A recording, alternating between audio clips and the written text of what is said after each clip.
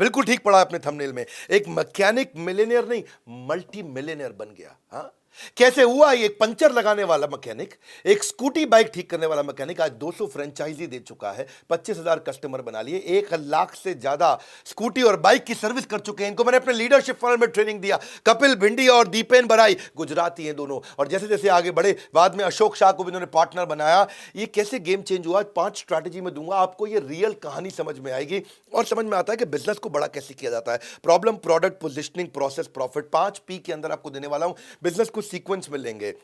थोड़ा मजाक के लिए शुरुआत करते हैं। एक बार एक मैकेनिक किसी बाइक ठीक कर रहा था। बाइक ठीक करने के बाद कस्टमर आया, बोला 800 रुपया लेबर चार्ज। कस्टमर बोला, हुई 1 घंटे में 800 रुपया? 1 घंटे की 800 रुपया, इतनी फीस तो मेरी भी नहीं है, मैं तो इंजीनियर हूं। तो मैकेनिक बोला, जब मैं इंजीनियर था तो मेरी भी इतनी नहीं थी। हाँ, देखिए आज मैकेनिक खूब पैसा कमा लेता है। कैसे कमाता है मैं आपको बताता हूं। नमस्कार, विवेक बिंद्रा बोल रहा हूं, फाउंडर एंड CEO बड़ा बिजनेस.com। गेम चेंजर है। मैकेनिक मल्टी मिलियनेयर कैसे बना? किसी भी बिजनेस को सीखने के लिए, किसी भी बिजनेस को शुरू करने के लिए पहला P है प्रॉब्लम। हाँ, और मैकेनिक की इंडस्ट्री के अंदर प्रॉब्लम क्या होती है? Lack of trust. वर्कशॉप में गाड़ी जाना मतलब जेब खाली हो जाना, विश्वास नहीं करते लोग। टाइमिंग, लंबी लंबी लाइन में लगना, देर तक गाड़ी का वेट करना, 2 दिन तक गाड़ी नहीं मिलना। तीसरी, कस्टमर सर्विस तो है ही नहीं। सर्विस तो पता नहीं पीठ पीछे क्या हो रही है, मेरी गाड़ी में क्या किया मुझे पता ही नहीं चलता। तो ये बेसिक प्रॉब्लम्स थी। तो मैं पहले चैप्टर यानी कि प्रॉब्लम के अंदर आपको 15 बातें बताऊंगा कि क्या फ्रॉड होते हैं बाजार में, और उनको देख करके, उन फ्रॉड को पकड़ करके, कैप्चर द इनकन्वीनियंस, उन सारी इनकन्वीनियंस को पकड़ करके इस कंपनी को बनाया गया। तो आपके लिए इसमें स्ट्रैटेजी बहुत बढ़िया रहेंगी सीखने को। आपको फ्रॉड तो देखने को मिलेंगे ही मिलेंगे, एक कंपनी कैसे बड़ी हुई सीखने को मिलेगा, और मेरे एक लीडरशिप फनल का ग्लिम्स मिलेगा, क्योंकि मैं लीडरशिप फनल में इनको ट्रेन किया है। तो पहला, कई बार आप जाते हो किसी मैकेनिक, स्कूटर, बाइक, स्कूटी के मैकेनिक के पास में, वो आपकी माइलेज नहीं दे रही है बाइक इस समय, तो वो कहता है कि भाई मैं आपकी क्लच प्लेट बदलनी पड़ेगी क्योंकि आपकी माइलेज नहीं दे रही बाइक। हाँ, और क्लच प्लेट की जरूरत नहीं थी। कई बार कार्बोरेटर फ्यूल मिक्सचर को ठीक कर दो, काम ठीक हो जाता है। वो काम खाली 200 रुपए का था कार्बोरेटर फ्यूल मिक्सचर का, लेकिन क्लच प्लेट बदलने से इसको 700 रुपया मिल जाता है। आपको लगता है यार हो सकता है क्लच प्लेट ही खराब हो। मुनाफे को चुनने की बजाय अगर ग्राहक को सुनने पे ध्यान दोगे तो बिजनेस में हमेशा आगे रहोगे। इस पे अब इन प्रॉब्लम्स कितनी सारी है बाजार के अंदर। कई बार आपकी बाइक में, गाड़ी में डेंट होता है। अब डेंट में उसके पास ना एक वैक्यूम पंप की मशीन होती है, जिसमें वो उस पंप को अंदर फिट करे और वो बाहर सक्शन से उसको खींचता है और डेंट बाहर निकल आता है। पर वो क्या कहता है, ओहो गाड़ी तो आपकी 2 दिन लग जाएगी जी, इसमें तो डेंट भी होगा, पेंट भी होगा, रिपेयर भी होगा। अब अगर वो सक्शन पंप से खींचता और डेंट बाहर आ जाता तो लगभग 0 कॉस्ट थी। हाँ, सक्शन पंप खरीदने की, उसकी वैक्यूम पंप की कॉस्ट थी, लेकिन वो डेंटिंग पेंटिंग के नाम पे आपसे कम से कम 2,000 रुपये ले लेता है। शॉकर के मामले में कभी कभी गाड़ी आपकी बबलिंग करने लगती है, थोड़ी सी एडजस्टमेंट से, माइनर रिपेयर से काम चल जाता है, पर वो कहता है कि भाई माइनर रिपेयर नहीं करूंगा मैं, इसमें तो भैया शॉकर बदल दो तो काम बन जाता है उसका। तो रिपेयर करने की जगह वो शॉकर बदल देता है। शॉकर 3,000 रुपये में बदलता है, छोटा सा रिपेयर शायद 500 रुपये में काम हो जाता है। देखो मुद्दा क्या है, याद रखना कि ग्राहक को ठग कर कभी भी कोई अमीर नहीं हुआ, पर ये गलतियां होती हैं। ये शॉर्टकट अपनाए जाते थे इस इंडस्ट्री के अंदर। आपके जबरदस्ती कई बार अगर व्हील में कटकट की आवाज आती है तो बेरिंग चेंज करने से या ग्रीजिंग से काम चल सकता था, पर वो पूरा पहिया बदलने की कोशिश करता है। 200 रुपए का काम पहिया बदलने पे 3-4 हजार रुपए का हो जाता है। कमाने का तरीका आई है, वो ट्रांसपेरेंट नहीं रहता है आपके साथ, कई हिडन कॉस्ट होती हैं। पॉलिशिंग का चार्ज बाद में बताता है, धुलाई का चार्ज बाद में बताता है, बैटरी की चार्जिंग करना वो बाद में बताता है, एक्स्ट्रा लेबर चार्ज वो बाद में बताता है, शुरू में आपको बताता ही नहीं है। हाँ, जैसे क्योंकि कस्टमर ना इग्नोरेंट है तो मैकेनिक उसका एडवांटेज लेता है। हाँ, मतलब कस्टमर तो इतना इग्नोरेंट है कि इस पे चुटकुले बन जाते हैं। एक बार रामू अपनी बाइक की बैटरी लगवाने गया तो मैकेनिक ने बोला, सर एक साइड की बैटरी लगा दूं? तो बोला एक साइड की? नहीं नहीं, तू काम कर दोनों साइड के लगा दे, एक साइड की क्यों लगाता है? हाँ? अब बेचारा ये भी चुटकुला भी इसलिए बना है, वो कस्टमर बेचारा इग्नोरेंट है। हाँ? क्योंकि वो इतना डिसऑनेस्टी इसी चक्कर में करता है।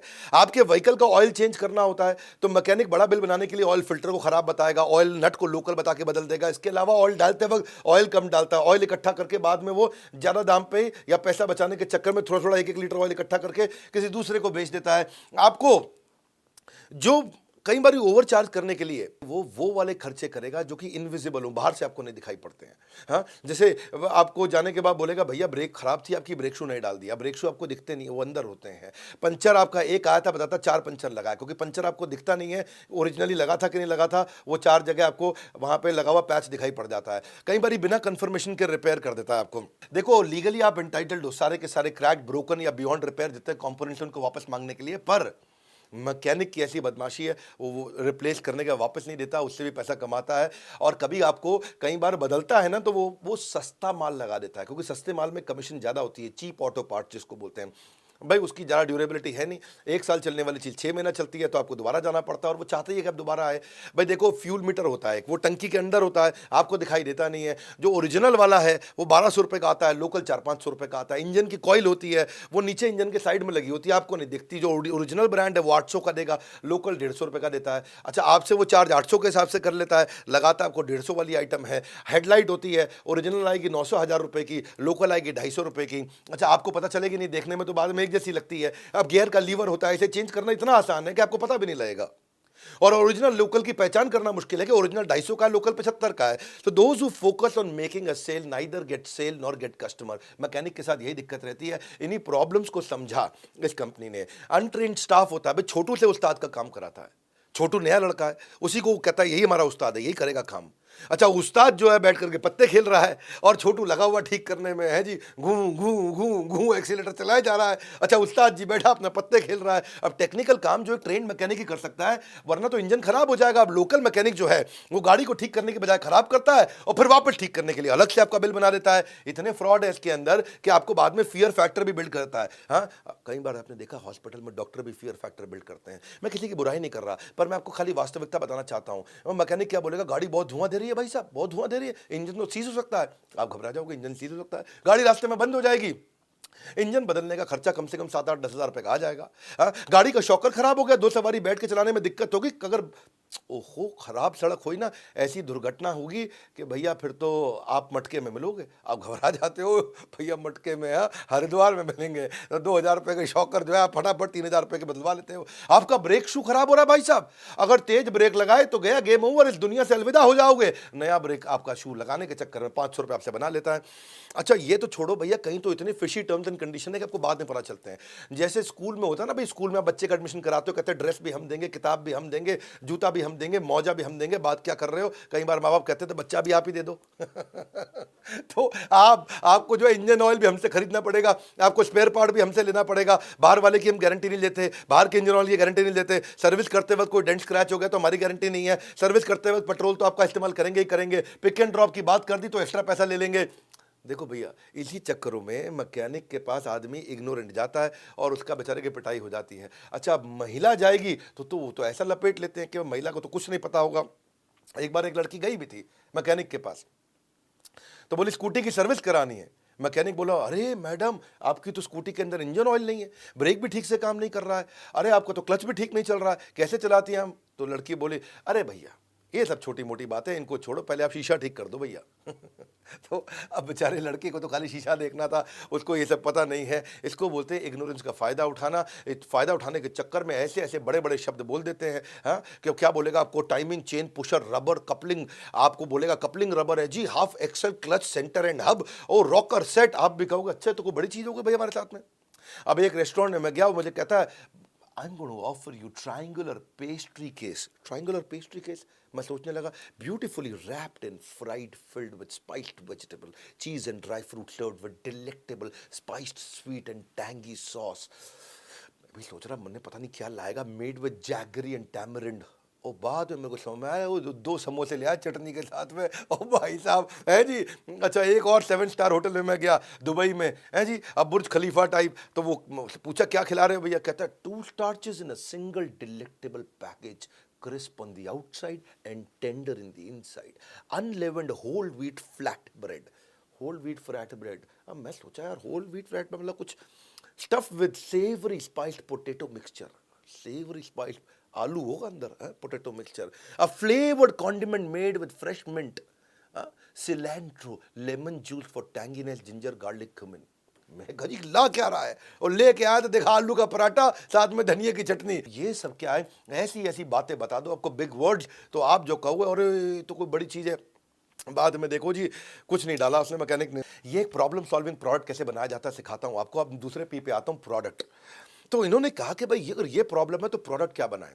मेरी यूएसपी क्या होनी चाहिए? कंपनी का नाम स्पीड फोर्स है, मेरे अपने क्लाइंट्स हैं, मैंने इनको मेंटर किया है। इन्होंने एक प्रोडक्ट बनाने के लिए क्या किया कि नॉन डोमेन का आदमी भी अगर वर्कशॉप खोलना चाहे तो कैसे खोलेगा? उसको standardized tool, equipment, machinery, technology centric उसको बना दूँ, मोबाइल ऐप, ईआरपी सॉफ्टवेयर दे दूँ, genuine top quality spare part हम ही उसको प्रोवाइड कर दें, बैटरी, टायर वगैरह, पिक एंड ड्रॉप फैसिलिटी का सिस्टम ऐसा ला दूँ कि बेचारा कोई भी आपको आने की जरूरत ही ना पड़े, पिक एंड ड्रॉप कर ले और अगर वो अपने घर से भी बैठ करके कैमरा पे, मोबाइल पे देख सकेगा कि भाई मेरी बाइक में डल क्या रहा है सामान। अगर कहीं रास्ते में खराब हो जाए तो रोड साइड असिस्टेंस दे दें, उसको ब्रेक डाउन हो, स्पीड फोर्स को फोन करो, 30 मिनट में ठीक करने आ जाएगा आपके पास में। ग्रेट कस्टमर सर्विस का मतलब ये नहीं है कि customer is always right, it means customer is always honoured. तो उन्होंने कहा कि कस्टमर की इन सारी प्रॉब्लम के लिए प्रोडक्ट बनाते हैं, तो इन्होंने छोटू उस्ताद सिस्टम हटा दिया, ट्रेन करके soft skill, professionalism, manager, value system के साथ ट्रेन किया। अब छोटू जो है वो छोटू है। अब छोटू एक बार बाइक पर लगा हुआ घूं घूं घूं एक्सीलेटर दबा रहा है, तो उसे उस्ताद ने पूछा क्या कर रहा है? बोला कुछ नहीं, आवाज सुन रहा हूं बस। है कि नहीं? अब जो ये छोटू सिस्टम हटा दिया वहां से। हाँ, छोटू एक बार बाइक का व्हील रिपेयर कर रहा था, रिपेयरिंग करते वक्त व्हील में आवाज आ रही थी, तो कस्टमर ने पूछ लिया, अरे भैया क्या कर रहे हो? बोला मैं तो इंजीनियरिंग कर रहा हूं, आप क्या कर रहे हो? तो ये जो है ये सब सिस्टम हटाना जरूरी था। एक अम्ब्रेला स्ट्रैटेजी बना दी इन्होंने कि भाई service, spare, repair, insurance, AMC, additional assistance, warranty, discount scheme, सब कुछ मैं यहाँ दे दूंगा एक छत के नीचे। अगर एक छत के नीचे सब दे दूंगा तो कस्टमर आएगा। उसको ऐसा डिजिटलाइज्ड सर्विस सेंटर बना दें, इतना टैब लेकर के मैकेनिक जो हेड मैकेनिक है वो टैब लेके बैठता है आपके साथ, टैबलेट पे आपको साथ में और टेलीविजन पे आपको दिखाता है कि क्या क्या हो रहा है। आप जहाँ जाते हो वहाँ वेटिंग लाउंज बना दो। हाँ, आपको आपने बाइक मैकेनिक के यहाँ वेटिंग लाउंज कभी देखा ही नहीं है। हाँ, तो ये जो है ना, ये आपके ये सब चीज़ें नहीं होती थी गैराज में कि बैटरी, टायर, एसेसरी आपको दूसरी जगह जाना पड़ता था, यही मिल जाए आपको। डिसरप्टिव कस्टमर सर्विस, ये है मेन चीज इनका प्रोडक्ट। हाँ, इनका मेन प्राइम फोकस इसी के अराउंड है कि मैं व्हीकल की क्वालिटी को मेंटेन करूं अच्छी सर्विस देते हुए। अगर आप ग्राहक की सुनेंगे तो ग्राहक आप ही को चुनेंगे, बस यही मुद्दा था। अब प्रोडक्ट बन गया, प्रोडक्ट को बाजार में लेके कैसे जाएं, पोजिशनिंग क्या करें। पोजिशनिंग क्या होता है? प्रोडक्ट जो है फैक्ट्री में बनता है, जो पोजिशनिंग है वो दिल में बनती है। प्रोडक्ट फैक्ट्री में बनता है, ब्रांड दिल में बनता है। तो मैं ऐसी कैसे रिकॉल वैल्यू जनरेट करूं, कस्टमर वापस आए, ब्रांड प्रेफरेंस कैसे क्रिएट करूं। तो तीसरा पी पोजिशनिंग। अब ये मैकेनिक भाई ने क्या किया, पहले आउटलेट से गुजरात में चालू किया, बहुत छोटे से शहर में, जामनगर के पास में, और वहां पर इसने चालू किया। और चालू करने के बाद आज देखो ऐसा पोजीशनिंग क्रिएट कर दिया पूरे गुजरात में, बाद में पूरे देश में पहुंचे कि भाई मेरा ब्रांड प्रॉमिस ये है कि मैं आपको एक्सीलेंट कस्टमर सर्विस देना चाहता हूं। मेन मुद्दा यही है, what do you stand for, what should you be known for, वो किस चीज़ के लिए पहचाना जाना चाहिए। तो अब स्पीड फोर्स 200 आउटलेट खोल दिए, 1000-2000 आउटलेट पर जाने लगे हैं। ये है excellent positioning. Excellent positioning, positioning क्या है इनकी? प्रोफेशनलिज्म देंगे, अच्छा प्रोसेस देंगे, ट्रांसपेरेंसी देंगे, आपको जो सामान है आपका वापस कर देंगे जो खराब हुआ है, ट्रस्ट वर्दिनेस होनी चाहिए, जो आपको पहले बजट बना के दिया उससे ज़्यादा पैसा नहीं लेंगे, कस्टमर सर्विस अच्छी देंगे, अफोर्डेबिलिटी देंगे। अब टू व्हीलर सर्विसिंग की सारी समस्याओं का सोल्यूशन बिल्ड किया, एक चेन क्रिएट कर दी फ्रेंचाइजीज की, सारे फ्रेंचाइजीज को सपोर्ट किया, कस्टमर परसेप्शन, कस्टमर एक्सपेक्टेशन को एक्सीड किया। तो स्पीड फोर्स ने अनऑर्गेनाइज सेक्टर जो था मैकेनिक का, उसको ऑर्गेनाइज बना दिया, उसको एक ब्रांड के अंदर ले आया। अब ब्रांड के अंदर आप जाओगे, आपको लगेगा भाई कंपनी के सर्विस स्टेशन पे ज़्यादा पैसा लगता है, लोकल मैकेनिक माल खराब कर देता है। तो अब ब्रांड मिल गया जो लोकल के रेट पे आपको काम करके देगा। ये बनाया प्रोडक्ट है इनका। अब ये प्रोडक्ट तैयार हुआ, इससे कस्टमर का ट्रस्ट आता है। कस्टमर जब हैप्पी और सेटिस्फाइड होता है तो आपको 5 आर मिलते हैं, बढ़िया रिव्यू, लोग रिपीट दोबारा आएंगे, रेफरेंस दूसरों को भेजेंगे, अच्छी आपको रेटिंग देंगे और रिटेंशन होगा, मतलब हमेशा आपके साथ जुड़ा रहेगा। ग्राहक का रिश्ता तब तक खास होता है जब तक उसको दुकानदार पर विश्वास होता है। तो विश्वास को एक प्रोडक्ट की तरह बनाया और उसको पोजीशनिंग की तरह बाजार में लेकर के जा रहे हैं। लोकल सर्विस सेंटर जाओगे, वो आप पे प्रॉब्लम पूछेगा, भाई गाड़ी में क्या दिक्कत आ रही है, क्या समस्या आ रही है आपकी गाड़ी में। लेकिन आप इनके यहां पे जाओगे तो ये आपसे नहीं पूछेंगे, ये आपको बताएंगे कि आपकी बाइक में ये दिक्कत आ रही है भैया, आपकी स्कूटी में ये दिक्कत आ रही है। क्योंकि इनका डायग्नोस्टिक बहुत अच्छा है। जैसे डॉक्टर के पास जाते हो, दवाई से पहले आपका टेस्ट कराता है, टेस्ट करने में पता चलता है दवाई कौन सी देनी है। ऐसे ही ये पहले 21 चेक पॉइंट टेस्ट करते हैं, सारे टेस्ट करा लिए, टेस्ट करने के बाद फिर आपको कहते हैं भाई ये दवाई देनी पड़ेगी। तो इससे आपको चार्जेस पहले ही कैलकुलेट कर दिए, पहले ही इन्फॉर्म कर दिया, कस्टमर ने हामी भर दी, अब काम चालू करेंगे। When you serve the customer better, they always return on your investment. Otherwise अगर आप क्या वैल्यू क्रिएट कर रहे हैं कस्टमर को मालूम ही नहीं, कस्टमर आपके पास आएगा ही नहीं कभी भी।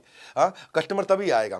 तो ये मैंने आपको बताया 3 पी अभी तक, प्रॉब्लम को समझा, फिर प्रोडक्ट बनाया, फिर उसको पोजीशन इसी तरीके से किया। अब आता है उसको एक्सपेंशन कैसे करें, वो हो गया आपका प्रोसेस। चौथा पी कई बार लीडरशिप फनल प्रोग्राम में लोग मुझसे पूछते हैं प्रोसेस क्या होता है, प्रोसेस को कैसे डिजाइन करते हैं, मेरी कंपनी में प्रोसेस कैसे बनाऊं, क्योंकि जब तक प्रोसेस नहीं होगा स्केल नहीं आएगा, आप लल्लू लाल रह जाओगे, आप वही बैठ करके एक दुकान पे मिठाई बनाते रहोगे, आप वही बैठ करके एक दुकान के मैकेनिक बने रहोगे। लेकिन मैकेनिक मिलियनेयर, मल्टी मिलियनेयर हमारे लीडरशिप फनल में बनता है और बनता है। ये आपको बता रहा हूं मैं ये कैसे। आप इस वीडियो को पूरा देखोगे ना, आपको लगेगा आपने बिजनेस में बहुत कुछ सीखा है। तो मैं समझाता हूं प्रोसेस का मतलब क्या है। प्रोसेस का मतलब होता है standardization, signage, process, SOP, standard operating procedure, proprietary tool, technology कैसे बनाएं, सॉफ्टवेयर कैसे लाएं, बिजनेस का ब्लूप्रिंट कैसे लिखें, बिजनेस के मॉडल कैसे बनाएं, ऑपरेटिंग मेथड कैसे होंगे, ट्रेनिंग प्रोग्राम क्या होगा, ट्रेडमार्क क्या होगा, मैनुअल क्या होंगे। जब ये प्रोसेस आप बना लेते हो और यही कंसिस्टेंट कंज्यूमर एक्सपीरियंस हर टच पॉइंट पे देते हो, हर फ्रेंचाइजी पे यही एक्सपीरियंस मिलने वाला है, हर आउटलेट पे ऐसा एक्सपीरियंस मिलेगा, तो आपको नया आउटलेट खोलना मुश्किल नहीं होता है। तो इन्होंने क्या किया, प्रोसेस में एक्सपेंशन के टाइम जब आया तो 1 से 2-4 फ्रेंचाइजी बनाया और प्रोसेस अच्छा करते गए। 10 फ्रेंचाइजी पे प्रोसेस बहुत अच्छा कर लिया, 25 फ्रेंचाइजी पे प्रोसेस काफी इंप्रूव कर दिया, अब पूरे देश में चले गए, अब हर राज्य में पहुंच गए। अब इनकी रनिंग कॉस्ट का खर्चा खत्म, इनके प्रॉफिट अपने आप बढ़ रहे हैं, रिकरिंग रेवेन्यू आ रहा है, इंटरनेशनल प्रेजेंस हो गई, अब विदेशों में भी पहुंच गए, इकोनॉमीज ऑफ स्केल आ गया है। इसीलिए कहते हैं कि तेज रहो पहले रहो, लेकिन कभी अकेले मत रहो, क्योंकि अब इन्होंने क्या पूरा नेटवर्क बना लिया फ्रेंचाइजीज का, अभी अकेले नहीं रहे, अब इनका प्रोसेस एक्सपेंशन हुआ। प्रोसेस का मतलब एक्सपेंशन, प्रोसेस का मतलब बड़ा करना, प्रोडक्ट मतलब एक जगह से बेचना, प्रोसेस मतलब अब पूरे देश दुनिया से बेचना। अपने आप को ऊपर देखने के बजाय आपको दूसरों को ऊपर उठने में मदद करनी चाहिए, वही इन्होंने फ्रेंचाइजीज के साथ किया। एक मैकेनिक फ्रेंडली मॉडल बना दिया कि भाई एफर्ट ना लगे आपका। 12 फ्रेंचाइजी तो इनके महिलाएं चला रही हैं, अब महिला थोड़ी बाइक ठीक करती है, लेकिन 12 फ्रेंचाइजी महिला चला रही है। नॉन सीजनल बिजनेस है ये, सीजन का कोई चक्कर नहीं, सर्दी गर्मी हो बरसात, बाइक ठीक करने की जरूरत पड़ती है, चाहे दिन हो या रात। रिसेशन फ्री हो गया, लॉकडाउन फ्री हो गया, क्योंकि आजकल भी बाइक को रिपेयर करना भी एसेंशियल सर्विस के अंदर आ गया है। आपके कम से कम भी 24 राज्य ऐसे हैं जिसको एसेंशियल सर्विस में मानते हैं कि लॉकडाउन भी हो गया तो भी बाइक ठीक हो रही है वहां पे। वॉल्यूम बेस्ड बिजनेस है ये, और आउट ऑफ डोमेन के लोगों को कैसे ला सके भाई, जो कभी मैकेनिक का काम नहीं किया वो भी जुड़ सके। तो इन्होंने 2017 में फ्रेंचाइजी देना शुरू किया और आज आते आते 200 हो गए। इस साल के अंत में 1000 करने की कोशिश कर रहे हैं। साधारण लोग एक साथ मिलकर असाधारण चीजें हासिल कर सकते हैं, और वही इनका मॉडल है, लो कॉस्ट लें और हाई रिटर्न कर दें। तो देखो कैसे आप प्रोसेस तक आते आते एक्सपेंशन होने लगा। जीरो रॉयल्टी का मॉडल बना दिया, मैकेनिक कोई टेंशन नहीं कि भाई मुझे फ्रेंचाइजी को रॉयल्टी देनी पड़ेगी, एक बार इन्वेस्टमेंट है, उसके बाद रिकरिंग एक्सपेंडिचर नहीं है। अब फ्रेंचाइजी को कैसे बनाना था, अब उस पर सोचने लगे कि भाई कम खर्चे में फ्रेंचाइजी कैसे बनाऊं। तो उन्होंने सोचा कि 400-500 स्क्वायर फीट पर मेरे को वर्कशॉप बन जानी चाहिए, इनिशियल छोटा सा अग्रीमेंट करूंगा, उसकी क्वालिफिकेशन क्या होनी चाहिए। सोचने लगे मैकेनिक है भाई, बहुत ज़्यादा क्वालिफिकेशन नहीं चाहिए उसको, उसको भाई बस सर्विस एटीट्यूड होना चाहिए, कॉलेज पढ़े ना पढ़े कोई बात नहीं, पैशन हो उसके अंदर। हाँ, और middle class lower middle class का हो तो और अच्छी बात है। बिजनेस इंटेलिजेंस होना चाहिए, विल होए, स्किल हम सिखा देंगे अपने, बस विल आ जाए उसके अंदर, इच्छा शक्ति होनी चाहिए। तो फ्रेंचाइजी को अब सपोर्ट देने का उन्होंने प्लान किया कि भाई सर्विस ऐसा बनाऊंगा सेंटर के भाई पिज्जा कैफे लगे, ताकि पिज्जा कैफे में लड़कियां जा सकती हैं, मैकेनिक के यहाँ भी लड़कियां आ सकें। तो फुटफॉल कैसे बढ़ाएं, फिर उन्होंने फुटफॉल पे काम किया, टूल्स इक्विपमेंट दिए, ब्रांडिंग मटेरियल बना दिया कि भाई ड्रेस मटेरियल कैसा रहेगा मैकेनिक का, मैकेनिक अपनी वर्दी में रहता है स्पीड फोर्स की, भाई आउटलेट का फ्रंटेज कैसा होगा, उसके इंटरनल ग्राफिक्स कैसे होंगे, आपका फ्रेंचाइजी की ट्रेनिंग कैसे होगी, induction training, quarterly, half yearly, soft skill, on the job. अब ट्रेनिंग किनकी होती है, 3 लोगों की होती है, एक फ्रेंचाइजी की, एक सुपरवाइजर की और एक मैकेनिक की। फिर उसको हैंड होल्डिंग सपोर्ट दिया, भाई 2 साल तक हैंड होल्ड करेंगे और टाइमली विजिट करके आपकी ऑडिट भी करते रहेंगे। अब उसे नया कस्टमर लेके आना, उसको मार्केटिंग कोलैटरल चाहिए, तो कैनोपी बना के देते हैं, लीफलेट देते हैं, प्रमोशनल मटेरियल देते हैं, स्टेशनरी देते हैं, इन्विटेशन कार्ड, जॉब रजिस्टर बनाते हैं, लेटर हेड देते हैं, इनवॉइस काट के कैसे देगा, विजिटिंग कार्ड अपना कैसे देगा। तो यही उन्होंने तैयारी करी फ्रेंचाइजी के लिए। अगर फ्रेंचाइजी की सुनेंगे तो फ्रेंचाइजी आप ही को चुनेंगे। अब आता है 5वां पी, प्रॉफिट।